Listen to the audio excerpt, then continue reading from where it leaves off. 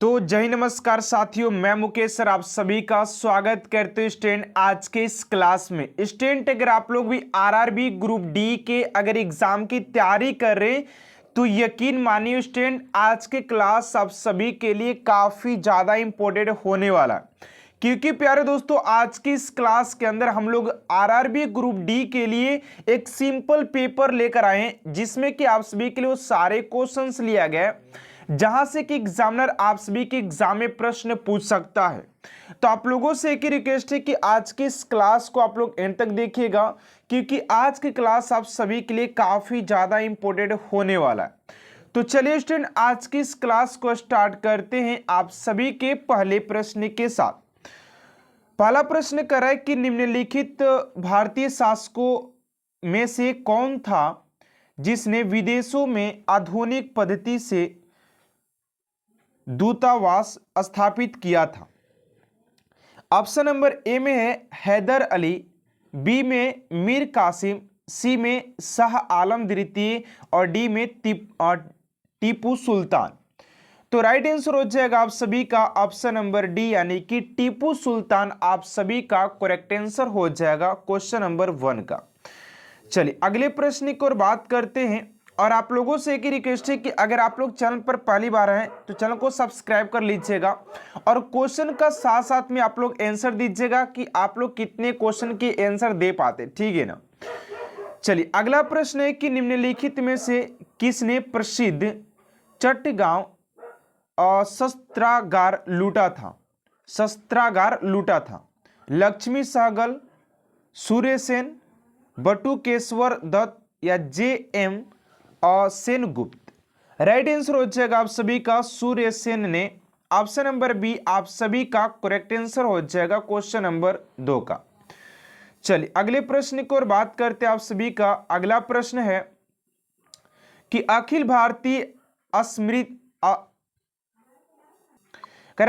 भारतीय अस्पृश्यता संघ की स्थापना किसने की थी। ये क्वेश्चन आपसे कि बहुत बार एग्जाम में पूछा गया। इस क्वेश्चन पर आप लोग स्टार मार के लिखिएगा। राइट आंसर हो जाएगा आप सभी का ऑप्शन नंबर बी यानी कि महात्मा गांधी जी के द्वारा किया गया था। ऑप्शन नंबर बी हो जाएगा। चलिए अगले प्रश्न की ओर बात करते। अगला प्रश्न है आप सभी का 4 नंबर करे कि पूर्ण स्वराज की प्राप्ति की घोषणा भारतीय राष्ट्रीय कांग्रेस ने कब की थी। पूर्ण स्वराज की प्राप्ति की घोषणा भारतीय राष्ट्रीय कांग्रेस ने कब की थी। राइट आंसर हो जाएगा आप सभी का 1929 में किया गया था। 1929 में किया गया था। ऑप्शन नंबर डी आप सभी का करेक्ट आंसर हो जाएगा। चलिए अगले प्रश्न की ओर बात करते हैं आप सभी का 5 नंबर क्वेश्चन। यहां पर ध्यान से देखिएगा कि आप सभी का 5 नंबर क्वेश्चन क्या पूछा जा रहा है। करे कि भारत के विभाजन के समय भारतीय राष्ट्रीय कांग्रेस के अध्यक्ष कौन थे। तो भारत के विभाजन के समय भारतीय राष्ट्रीय कांग्रेस के अगर अध्यक्ष की हम लोग बात करते हैं तो ये हो जाएगा आप सभी के जे.बी. कृपलानी। जे.बी. कृपलानी आप सभी का राइट आंसर हो जाएगा। चलिए अगले प्रश्न की ओर बात करते हैं आप सभी का 6 नंबर क्वेश्चन है कि सांबर झील राजस्थान के निम्नलिखित नगरों में से किसके निकटतम है। सांबर झील राजस्थान के निम्नलिखित नगरों में से किसके निकटतम है। ऑप्शन नंबर ए में भरतपुर, बी में जयपुर, सी में जोधपुर और डी में उदयपुर। तो राइट आंसर हो जाएगा आप सभी का ऑप्शन नंबर हो जाएगा बी यानी कि जयपुर के निकट हो जाएगा ऑप्शन नंबर बी। चलिए अगले प्रश्न की ओर बात करते हैं आप सभी का 8 नंबर क्वेश्चन है। यहां पर ध्यान दीजिएगा करे कि विश्व वन क्षेत्र में किस वन के फैलाव की प्रतिशतता सर्वाधिक है। राइट आंसर हो जाएगा आप सभी का शीतोष्ण शंकुवृक्षी वन। शीतोष्ण शंकुवृक्षी वन का हो जाएगा। तो 8 का राइट आंसर हो जाएगा ऑप्शन नंबर ए। चलिए अगले प्रश्न की ओर बात करते हैं आप सभी का 9 नंबर क्वेश्चन यहां पर पूछा जा रहा है और सारे प्रश्न आप सभी के लिए काफी इंपोर्टेंट, ठीक है ना। 9 नंबर क्वेश्चन कर रहा है कि निम्नलिखित देशों में से किस एक में विश्व में अधिकतम आयु संभावित है। तो राइट आंसर हो जाएगा 9 का ऑप्शन नंबर सी यानी कि जापान। अगला है कि नंदा देवी चोटी है नंदा देवी चोटी है। ऑप्शन नंबर ए में करें कि असम हिमालय का भाग, बी में करें कि कुमायूं हिमालय का भाग, सी में करें नेपाल हिमालय का भाग, डी में करें पंजाब हिमालय का भाग। तो 10 का राइट आंसर हो जाएगा आप सभी का ऑप्शन नंबर बी यानी कि कुमायूं हिमालय का भाग हो जाएगा। ऑप्शन नंबर बी आप सभी का करेक्ट आंसर हो जाएगा। चलिए अगले प्रश्न की ओर बात करते हैं आप सभी का। यहां पर 11 नंबर क्वेश्चन पूछा गया है कि प्रायद्वीपीय भारत में पूर्व दिशा में बहने वाली नदियों का उत्तर दक्षिण का सही क्रम क्या है। प्रायद्वीपीय भारत में पूर्व दिशा में बहने वाली नदियों का उत्तर दक्षिण का सही क्रम क्या है।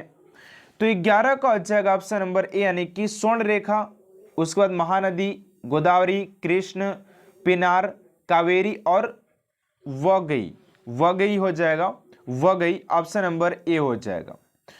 चलिए अगले क्वेश्चन की ओर बात करते हैं आप सभी का। अगला क्वेश्चन है 12 नंबर, यहां पर पूछा जा रहा है कि क्वार्टजाइट कयांतरित होता है। 12 का जगह आप सभी का सी यानी कि बलुआ पत्थर से होता है। अगला है कि ज्वालामुखी उद्गार नहीं होते हैं, ज्वालामुखी उद्गार नहीं होते हैं। तो 13 का आ जाएगा आप सभी का ऑप्शन नंबर यानी कि बाल्टिक सागर में, बाल्टिक सागर में ऑप्शन नंबर ए हो जाएगा।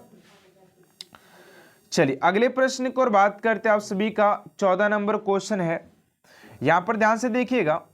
करें कि बौद्धों की अधिकतम संख्या पाई जाती है। तो बौद्धों की अधिकतम संख्या की बात करते तो ये संख्या अधिक है महाराष्ट्र में, ठीक है ना। महाराष्ट्र आप सभी का राइट आंसर हो जाएगा। चलिए 15 नंबर क्वेश्चन की ओर बात करते हैं। करें कि ब्लैक होल अंतरिक्ष में एक पिंड है जो किसी प्रकार के विकिरण को बाहर नहीं आने देता है। इस गुण का कारण इसका क्या हो जाएगा। छोटा आकार, बहुत बड़ा आकार, बहुत उच्च घनत्व या बहुत अल्प घनत्व। 15 का हो जाएगा आप सभी का बहुत उच्च घनत्व के कारण ये होता है। तो ऑप्शन नंबर सी आप सभी का करेक्ट आंसर हो जाएगा। चलिए अगले प्रश्न की ओर बात करते हैं आप सभी का। 16 नंबर क्वेश्चन है, अंतर्राष्ट्रीय न्यायालय का अध्यक्ष बनने वाला प्रथम भारतीय कौन था। अंतर्राष्ट्रीय न्यायालय का अध्यक्ष बनने वाला प्रथम भारतीय कौन था। 16 का हो जाएगा आप सभी का सी यानी कि डॉक्टर नागेंद्र सिंह हो जाएंगे। ऑप्शन नंबर सी आप सभी का करेक्ट आंसर हो जाएगा। चलिए अगले प्रश्न की ओर बात करते हैं आप सभी का। 17 नंबर क्वेश्चन है, कह रहा है कि देश में कौन सा शहर सन सिटी के नाम से जाना जाता है, सन सिटी के नाम से विख्यात है। 17 का जगह ऑप्शन नंबर ए यानी कि जोधपुर को सन सिटी के नाम से जानते हैं, ठीक है ना। इस बात को याद रखिएगा, काफी इंपोर्टेंट क्वेश्चन है और आपसे के बहुत सारे ऐसे एग्जाम है जिसमें क्वेश्चन पूछा भी गया है, ठीक है। अगला क्वेश्चन है कि विश्व का एकमात्र देश कौन सा है जहां महिलाओं के लिए सैन्य सेवा अनिवार्य है। महिलाओं के लिए सैन्य सेवा अनिवार्य है, ये हो जाएगा इस्राइल, इस्राइल हो जाएगा। अगला है कि भारतीय युद्ध स्मारक का पुरातत्व संग्रहालय कहां स्थित है। तो 19 का राइट आंसर हो जाएगा आप सभी का ऑप्शन नंबर डी यानी कि दिल्ली में हो जाएगा। नेक्स्ट क्वेश्चन आप सभी का 20 नंबर यहां पर पूछा जा रहा है कि दक्षिण भारत की कौन सी भाषा सर्वाधिक प्रचलित है। दक्षिण भारत की कौन सी भाषा सर्वाधिक प्रचलित है। तो 20 का राइट आंसर हो जाएगा आप सभी का Tamil, Tamil option number D आप सभी का करेक्ट आंसर हो जाएगा ऑप्शन नंबर डी। चलिए अगले प्रश्न की ओर बात करते हैं आप सभी का 21 हो जाएगा। करें कि भारतीय ज्ञानपीठ पुरस्कार का प्रारंभ कब हुआ था। भारतीय ज्ञानपीठ पुरस्कार का प्रारंभ हुआ था, आप सभी को मैं बता दूं कि 21 का जगह डी यानी कि 1965 में किया गया था, 1965। नेक्स्ट क्वेश्चन है कि निम्नलिखित में से कौन संयुक्त राष्ट्र की आधिकारिक भाषा नहीं है। 22 का हो जाएगा ऑप्शन नंबर ए यानी कि जापानी, ऑप्शन नंबर ए हो जाएगा। अगले क्वेश्चन की ओर बात करते हैं आप सभी का। 22 नंबर क्वेश्चन है कि प्रथम बौद्ध संगीति का आयोजन कहां हुआ था। तो प्रथम बौद्ध संगीति की आयोजन की हम बात करते हैं तो ये हो जाएगा आप सभी का राजगृह में, ठीक है ना। चलिए अगले प्रश्न की ओर बात करते हैं। 24 नंबर क्वेश्चन है कि the voice of the heart किसकी आत्मकथा है। ये क्वेश्चन भी काफी इंपोर्टेंट है। राइट आंसर हो जाएगा Mrinalini Sarabhai, option number B. अगला क्वेश्चन है कि सागर तट के निकटवर्तीय स्थानों पर सागर की ठंडी हवाएं कब उठने लगती है। तो 25 का हो जाएगा आधी रात के बाद। आधी रात के जो प्रश्न पूछा गया है कि भारत और श्रीलंका के बीच कौन सा द्वीप स्थित है। भारत और श्रीलंका के बीच कौन सा द्वीप स्थित है। तो राइट आंसर हो जाएगा आप सभी का Rameswaram. Rameswaram option number B आप सभी का करेक्ट आंसर हो जाएगा। अगला प्रश्न आप सभी का कि भारत में प्रत्येक साल वित्तीय वर्ष प्रारंभ होने की तिथि है। तो भारत में प्रत्येक साल वित्तीय वर्ष प्रारंभ होने की जो तिथि है, राइट आंसर हो जाएगा आप सभी का 1 अप्रैल होता है। तो राइट आंसर हो जाएगा आप सभी का ऑप्शन नंबर ए। चलिए अगले प्रश्न की ओर बात करते हैं। अगला प्रश्न है कि किस देवता के लिए ऋग्वेद में पुरंदर शब्द का प्रयोग किस देवता के लिए ऋग्वेद में पुरंदर शब्द का प्रयोग हुआ है। तो राइट आंसर हो जाएगा आप सभी का इंद्रदेव के लिए पुरंदर शब्द का प्रयोग किया गया है ऋग्वेद में। अगला प्रश्न आप सभी का कि किस नदी को चीन का दुख कहा जाता है। किस नदी को चीन का दुख कहा जाता है। तो वेंग होंग हो कोई नदी है जिसे कि चीन का दुख नदी कहा जाता है, दुख कहा जाता है। चलिए अगले प्रश्न की ओर बात करते हैं। आप सभी का 5 नंबर क्वेश्चन है कि साधारण मशीन की क्षमता सामान्यतः दर्शाई जाती है। तो राइट आंसर हो जाएगा आप सभी का 5 का ऑप्शन नंबर सी यानी कि किलोवाट से दर्शाई जाती है। ऑप्शन नंबर सी आप सभी का करेक्ट आंसर हो जाएगा। आप लोग फटाफट हर एक क्वेश्चन का आंसर अगर आप लोग को पता होता है किसी भी क्वेश्चन का आंसर तो आप लोग फटाफट कमेंट सेक्शन में लिख सकते हैं, ठीक है ना। अगला क्वेश्चन है कि अद्वैत के सिद्धांत के प्रतिपादक कौन थे। राइट आंसर हो जाएगा आप सभी का ऑप्शन नंबर ए यानी कि रामानुज हो जाएंगे, ऑप्शन नंबर ए। चलिए अगले प्रश्न की ओर बात करते हैं। और स्टूडेंट में आप सभी को फिर से बता देता हूं कि ये सारे प्रश्न आप सभी के रेलवे ग्रुप डी की परीक्षा में आप सभी के पूछा गया प्रश्न, ठीक है ना। अगला है कि रुपया का सिक्का भारत में पहली बार किसके शासन काल में ढाला गया था। राइट आंसर हो जाएगा आप सभी का शेर शाह के शासन काल में पहली बार रुपये का सिक्का को ढाला गया था। चलिए अगले प्रश्न की ओर बात करते हैं। आप सभी का नेक्स्ट क्वेश्चन है कि समुद्र पृथ्वी की सतह का लगभग कितना प्रतिशत भाग घेरे हुए हैं। तो ये हो जाएगा आप सभी का 70% भाग क्या किए हुए हैं, घेरे हुए हैं। ऑप्शन नंबर सी आप सभी का करेक्ट आंसर हो जाएगा। चलिए अगले प्रश्न की ओर बात करते हैं। आप सभी का 9 नंबर क्वेश्चन है कि प्राचीन भारत का महान विधि निर्माता कौन माना जाता है। प्राचीन भारत का महान विधि निर्माता कौन माना जाता है। तो राइट आंसर हो जाएगा आप सभी का ऑप्शन नंबर बी यानी कि मनु को माना जाता है। चलिए अगले प्रश्न की ओर बात करते हैं कि फ्लोरेंस नाइटिंगेल का नाम किस युद्ध से संबंधित है। तो राइट आंसर हो जाएगा आप सभी का क्रीमियन युद्ध हो जाएगा, ऑप्शन नंबर सी। चलिए अगले प्रश्न की ओर बात करते हैं। आप सभी का 11 नंबर प्रश्न यहां पर पूछा गया है कि पृथ्वी का ध्रुव व्यास की उसके विषुवतीय व्यास से कितना कम होता है। तो 43 किलोमीटर हो जाएगा, 43 किमी हो जाएगा, ठीक है ना। अगला प्रश्न आप सभी का करे कि एक्सरे का शोधक था। तो एक्सरे के शोधक की बात करते तो रेंटजन था, रेंटजन के द्वारा किया गया था, ठीक है ना। चलिए अगले प्रश्न की ओर बात करते हैं। आप सभी का अगला क्वेश्चन पूछा जा रहा है कि निम्नलिखित में से किसे मार्स गैस कहते हैं। मार्स गैस तो राइट आंसर हो जाएगा आप सभी का ऑप्शन नंबर डी, यानी कि मीथेन को कहा जाता है।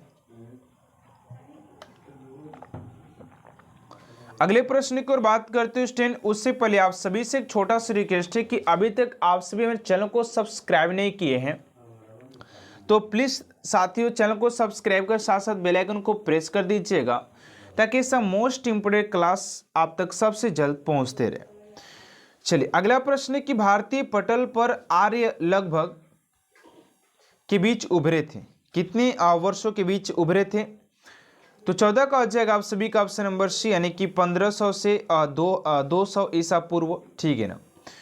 चलिए अगले क्वेश्चन की ओर बात करते हैं। 15 नंबर क्वेश्चन है कि रणथंभौर वन्य प्राणी अभयारण्य भारत के किस प्रदेश में है तथा यह किसके लिए प्रसिद्ध है? 15 का हो जाएगा आप सभी का ऑप्शन नंबर सी, यानी कि राजस्थान शेर बब्बर के लिए। चलिए अगले प्रश्न की ओर बात करते हैं। 16 नंबर की विश्व की सबसे ऊंची मुक्त रूप से खड़ी हुई संरचना है। 16 का जगह ऑप्शन नंबर सी, यानी कि CN tower. Option number C आप सभी का करेक्ट आंसर हो जाएगा CN टावर। चलिए अगले प्रश्न की ओर बात करते हैं आप सभी का। नेक्स्ट क्वेश्चन है 17 नंबर, यहाँ पर पूछा जा रहा है कि बांग्लादेश की संसद का नाम क्या है? तो बांग्लादेश की संसद की बात करते तो 17 का हो जाएगा, यानी कि जातीय संसद हो जाएगा। नेक्स्ट क्वेश्चन है कि विटामिन ई का रासायनिक नाम क्या है? तो विटामिन ई के रासायनिक नाम की बात करते हैं तो आप सभी का हो जाएगा डी, यानी कि टोकोफेरॉल हो जाएगा ऑप्शन नंबर डी। चलिए अगला क्वेश्चन है 19 नंबर की फैजी निम्नलिखित में से किसके दरबार में रहता था? तो फैजी की बात करते तो फैजी आप सभी के अकबर के दरबार में रहा करते थे, ठीक है ना। ऑप्शन नंबर डी हो जाएगा। चलिए नेक्स्ट क्वेश्चन है कि रोम किस नदी के किनारे स्थित है? तो रोम की बात करते हैं तो आप सभी का हो जाएगा 20 का ऑप्शन नंबर डी, यानी कि टाइबर नदी के किनारे है।